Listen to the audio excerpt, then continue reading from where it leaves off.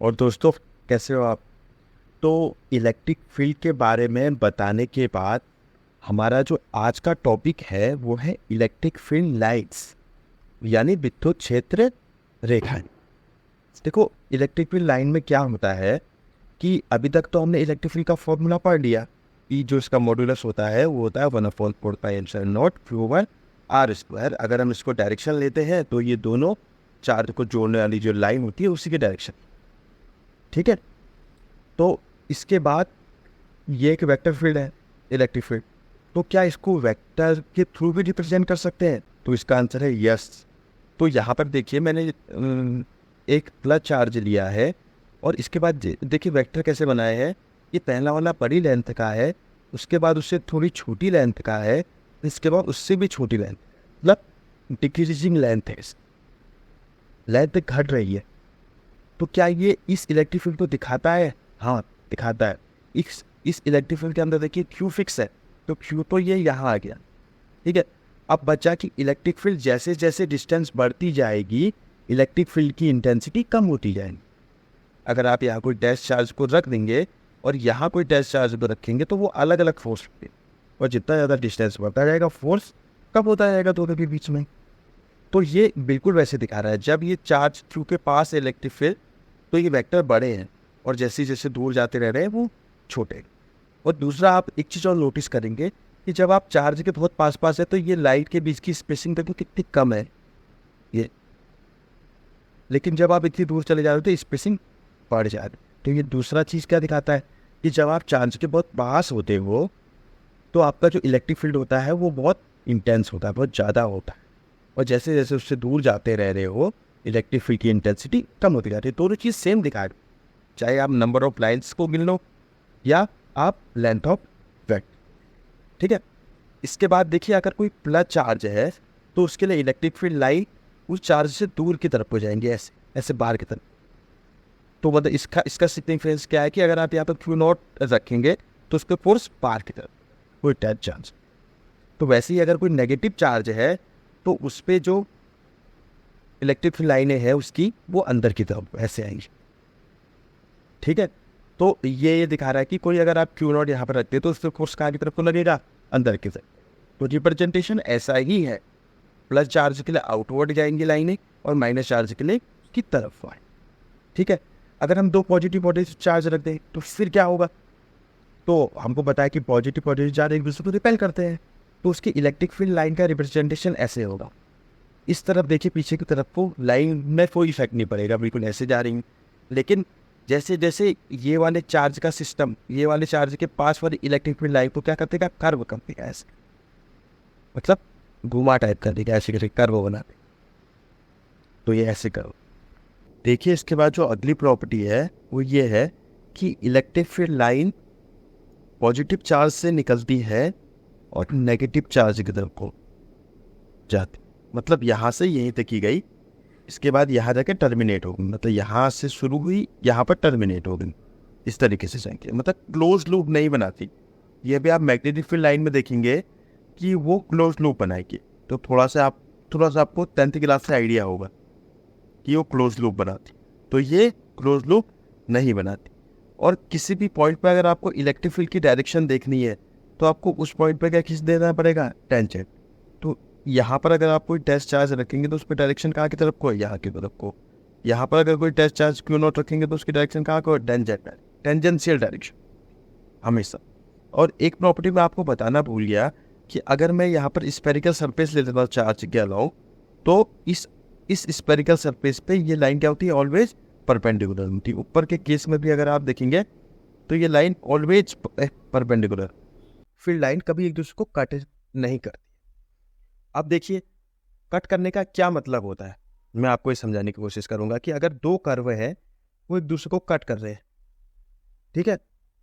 तो अगर आप यहाँ पर टेंजेंट खींचेंगे तो यहाँ पर ऐसे चले जाएगा। अगर ये इलेक्ट्रिक लाइन ऐसे जा रही है और यहाँ की तरफ को ऐसे जा रहा है तो ये हो गया, यहाँ की तरफ को हो गया। मतलब एक ही जगह पे आपको दो डायरेक्शन मिल रही है। मतलब इस पॉइंट को अगर देखोगे, इनका जो इंटरसेक्शन पॉइंट है, यहाँ पर आपको दो डायरेक्शन दिखेंगी। मतलब यहाँ पर अगर किसी टेस्ट चार्ज को रख दे तो ये बोलेगा कि तू यहाँ को जा, और ये वाला बोलेगा यहाँ को जा।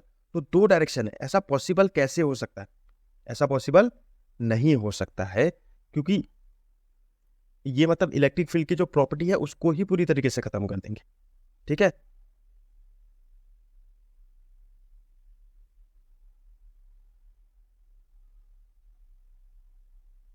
ठीक है।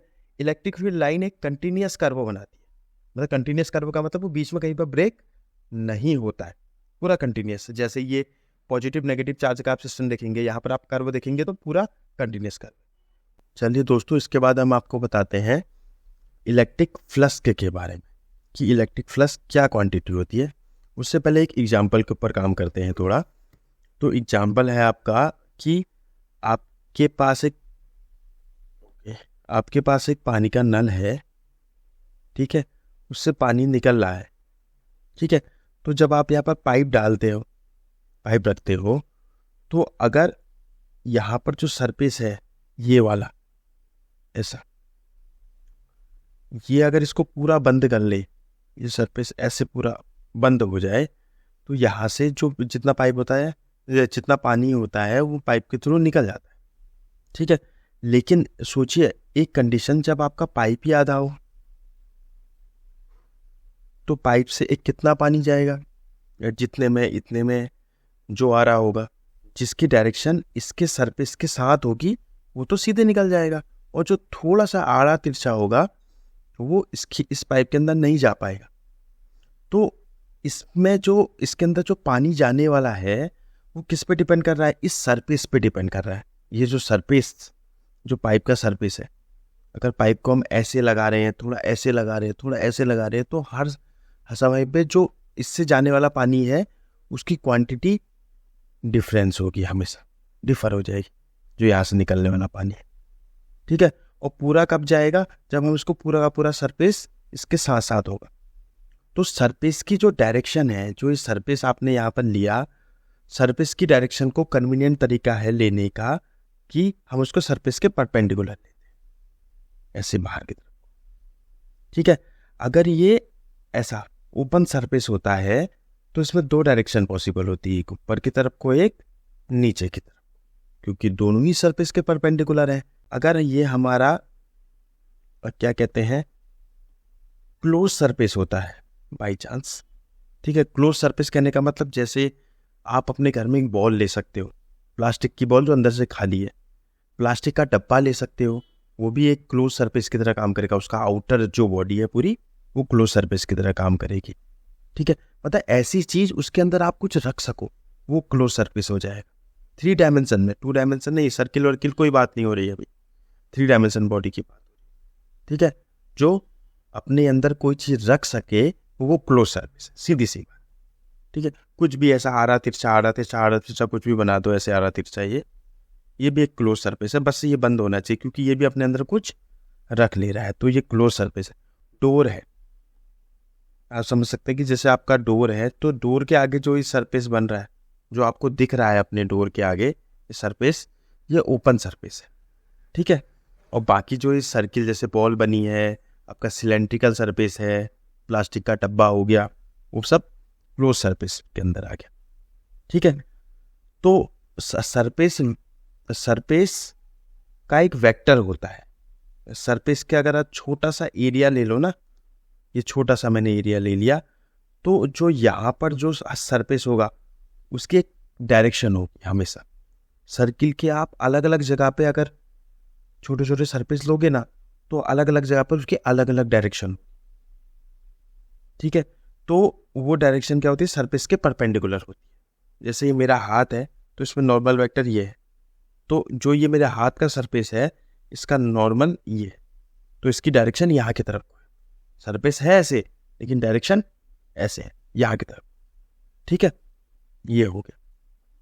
इसके बाद मैं आपको एक इम्पोर्टेंट चीज़ बनाता हूँ। जैसे 2D में होता है, तो ये आपका एक पूरा सर्किल है, सर्किल 2D में सर्किल होगा, 3D में स्फीयर होगा, ध्यान रखिएगा। तो ये इसकी रेडियस है और ये एंगल है थीटा, और ये इसकी आर्क है। तो यहाँ पर क्या रिलेशन होता है कि angle equal to arc by radius होता है। आर्क की डायमेंशन लेंथ की, रेडियस की डायमेंशन लेंथ की, तो length by length, no dimension, okay. अब जो 3D होता है, 3D में आपका स्फीयर होता है, ठीक है। अब स्फीयर जो होता है इसी का एनालॉग स्फीयर होगा, तो यहाँ पर एक ऐसा सरफेस बन जाएगा। ये अभी 3 डायमेंशन फिगर होगा, ऐसे भी घूमेगा पूरा, और ये ऐसे एक सरफेस बना देगा। ये यहाँ पर मैंने फिगर बनाया है, तो यहाँ पर डेल्टा ए हमको लेना पड़ेगा। तो ये हमारा सरफेस है, ठीक है। तो यहाँ पर जो फॉर्मूला होगा, जो ये एंगल अंदर बन रहा होगा थीटा, इसका फॉर्मूला होगा delta A over R square, क्योंकि डेल्टा ए की डायमेंशन एम स्क्वायर है और आर स्क्वायर की डायमेंशन एम स्क्वायर, मतलब लेंथ स्क्वायर, ठीक है। तो डायमेंशनली ये फॉर्मूला बनेगा। मैंने आपको डायमेंशन एनालिसिस से बता दिया फॉर्मूला। अब देखिए कि 2D और 3D जो फिगर्स हैं उनमें क्या डिफरेंस होता है। जैसे ये आपका, अगर आप इसको ऐसे देखोगे ना, ये मेरा एक कोन जैसा मैंने बनाया है इससे, तो अगर आप इसको देखोगे तो ये आपको ऐसे दिखेगा। देखिए यहाँ पर एक एंगल ये सबस्ट्रेट हो रहा है, ये आपकी आर्क है, ये आपकी रेडियस है, और ये पूरा ऐसे घूम के ऐसे सर्किल बनेगा, ठीक है। अब इसको आप ये आपका 2D है जो मैंने पहला वाला डायग्राम बनाया। अब आप इसको 3D में देखिए, ये 3D में ऐसा होगा। ये थोड़ा सा अच्छा नहीं बन रहा है, ये इसको एक ही मानिए, तो ये आप स्फीयर का बन जाएगा। तो जो एंगल आपको बन रहा है ना, वो दिख रहा है ये अंदर, ये देखिए एंगल है, ये यहाँ पर एक हल्का सा होल भी दिख रहा है। तो यहाँ पर ये पूरा एंगल सबस्ट्रेट कर रहा है। तो अगर इसको पूरा यहाँ को घुमा दो, ठीक है, और ऊपर से ऐसे घुमा दो, मतलब ऐसे एक सरफेस आ जाए पूरा घूम के इसके पीछे से, और एक ऐसे ऊपर से, ठीक है, तो ये पूरा एक स्फीयर बना देगा। तो जो यहाँ पर जो पूरा एंगल ये सबस्ट्रेट करेगा ना, ये 4 पाई का एंगल सबस्ट्रेट करेगा। और जो ये 2D बॉडी होती है, ये कितने का एंगल सबस्ट्रेट करती है, ये वाला। इसका बाहर का आउटर सरफेस देखिएगा, बस ऐसा नहीं अंदर से कंफ्यूजन करना है। तो ये कितना एंगल बनाता है, पूरा ऐसे सर्किल बनाएगा, ये 2 पाई बन जाएगा, ठीक है। तो इस जो इसकी यूनिट होती है वो रेडियन होती है, हमने 11th में पढ़ी है। और जो इसकी यूनिट होती है, जो अंदर जो एंगल बन रहा है, उसकी यूनिट होती है स्टेरेडियन, ठीक है। तो ये डेल्टा ए को एंगल अपॉन आर स्क्वायर ऐसा हम लिख सकते हैं, ठीक है। तो इस सरफेस से जितनी भी इलेक्ट्रिक फील्ड लाइन पास होंगी, अगर यहाँ पर कोई चार्ज रखा है तो इलेक्ट्रिक फील्ड ऐसे निकलने लगेगा, ठीक है। तो जो ये number of electric field line जो इस सरफेस से पास होंगी ना, वही आपका इलेक्ट्रिक फ्लक्स कहलाएंगे, उसी को हम फ्लक्स बोलेंगे, ठीक है। अगर ये हमारा कोई चार्ज है, ओके, ठीक है, ये हमारा कोई चार्ज है, इसको हमने एक क्लोज स्फीयर के अंदर बंद कर दिया, मतलब एक प्लास्टिक की बॉल के अंदर डाल दिया और उसके सेंटर पर रख दिया। तो प्लास्टिक की बॉल अंदर से खाली होती है, तो उससे जितनी number of electric field line निकलेंगी, सब इसका सरफेस गिर लेगा। अब इस चार्ज को चाहे तुम इस स्फीयर के अंदर बंद करो, चाहे इस क्यूब के अंदर बंद करो। एक क्यूब का आपने एक डब्बा ले लिया माचिस का, उसके अंदर डाल दिया, तो उससे भी जितनी इलेक्ट्रिक फील्ड लाइन पास हो रही होंगी, ये सारा का सारा काउंट कर लेगा। तो दोनों वो सरफेस के इंडिपेंडेंट हो जाता है, सरफेस के ऊपर डिपेंड नहीं करता है कि आप उसको किसके अंदर बंद कर रहे हो, उसके ऊपर उसको इससे कोई मतलब है ही नहीं, ठीक है। तो अब मानते हैं कि ये हमारा इलेक्ट्रिक फील्ड है, ठीक है, ये किसी चार्ज से ऐसे निकल रहा है, ठीक है। अब हमने सरफेस रखा सबसे पहले ऐसे, तो मैंने अभी आपको बताया कि सरफेस की डायरेक्शन इसके परपेंडिकुलर हो, ठीक है। अब मैंने इलेक्ट्रिक फील्ड लाइन तो ऐसे ही है, अब मैंने सरफेस को तो सर टिल्ड कर दिया ऐसे, ठीक है। जो ये नीचे से जो इलेक्ट्रिक फील्ड, अब इसकी डायरेक्शन ऐसे है और इलेक्ट्रिक फील्ड ऐसे जा रहा है। ये इलेक्ट्रिक फील्ड है, ये आपका DA वेक्टर है या DS आप बोल सकते हैं, NCERT में DS लिखा हुआ है, तो ये हो गया, ठीक है। तो यहाँ से जितनी number of electric field line जा रही है, सरफेस की डायरेक्शन के ऊपर डिपेंड करेगी। जैसे जैसे सरफेस घूमते रहेगा, जो यहाँ से इलेक्ट्रिक फील्ड लाइन आ रही है वो कम होती रहेंगी, कम होती रहेंगी, कम होती रहेंगी, और जब ऐसा सरफेस हो जाएगा तो बिल्कुल इसके पैरेलल ही चले जाएंगे, तो बहुत कम हो जाएंगे, बिल्कुल जीरो के आसपास। तो ये इलेक्ट्रिक फील्ड लाइन के नंबर को काउंट करता है E.ds, लेकिन वो डिपेंड करेगा पर्टिकुलर सरफेस के, कि आपका सरफेस कैसा है। एक पर्टिकुलर जगह पे नहीं, इन टोटल आपका चाहे कोन हो चाहे स्फीयर हो, इलेक्ट्रिक फील्ड लाइन सेम होंगी। लेकिन छोटे सरफेस पे हमको फिजिकल सेंस के टर्म में बोलना पड़ता है, जब हम गॉस की थ्योरम पढ़ेंगे तब इसके बारे में समझेंगे, ठीक है। तो यहाँ पर जो number of electric field line दिखाएगा, एक तरीके से जो आपको फ्लक्स दिखाएगा वो क्या होगा, ई डॉट डेल्टा ए या ई डॉट डी ए। अब ये बीच में डॉट क्या चक्कर है, तो देखिए जैसे दो वेक्टर होते हैं, एक ए होता है एक बी होता है, ठीक है। तो ए डॉट बी कहने का क्या मतलब है, अगर आपको पता है तो आप इस चीज़ को समझ जाएंगे। ए डॉट बी कहने का मतलब है कि अगर इन दोनों के बीच में थीटा एंगल है तो ए को बी के यहाँ गिरा देना है, तो ए कॉस थीटा, मतलब ए का कितना पार्ट बी के साथ जा रहा है ये आपको ए कॉस थीटा बताएगा, ठीक है। तो ए कॉस थीटा इंटू बी दोनों का प्रोडक्ट है, तो ए कॉस थीटा इंटू बी ये आपको टोटली दिखा रहा है कि आपका कितना पार्ट ए का बी के साथ जा रहा है, ठीक है।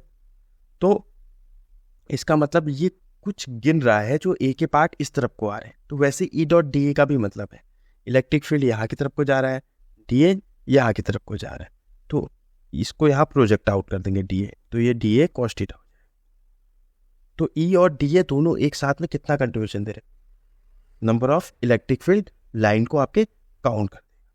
तो आज जो आपका फ्लक्स है टोटल फ्लक्स, ठीक है, ये टोटल फ्लक्स होगा all integration of close surface E dot D S.